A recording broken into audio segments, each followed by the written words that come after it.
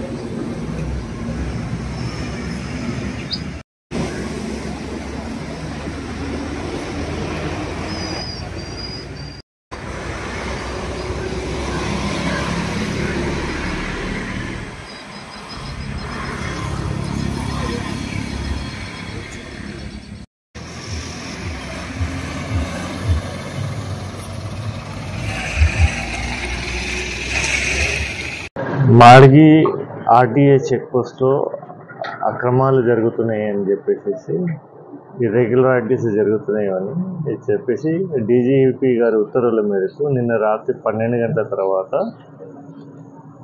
Surprise check చేయడం జరిగింది. అందులో మేము సర్ప్రైజ్ చెక్ చేసినప్పుడు సుమారు 42,300 రూపాయలు మాకు క్యాష్ దొరికింది. దానికి ఏమీ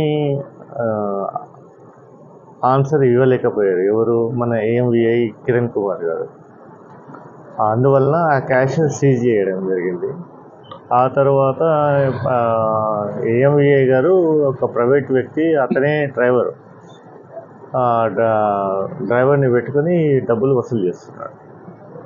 ఇది మన స్టేట్ నుంచి వెళ్ళి వేరే స్టేట్కి వెళ్ళడం, కర్ణాటక స్టేట్, మహారాష్ట్ర స్టేట్కి వెళ్ళడం కానీ, లేకపోతే మహారాష్ట్ర నుంచి ఇక్కడికి వచ్చినా కానీ ఆ వెహికల్లో లోడెడ్ వెహికల్స్ ఉన్నాయని చెప్పేసి ఈ డబ్బులు వసూలు చేయడం జరిగింది. అందుకే ఆ క్యాష్ సీజ్ చేసినాము.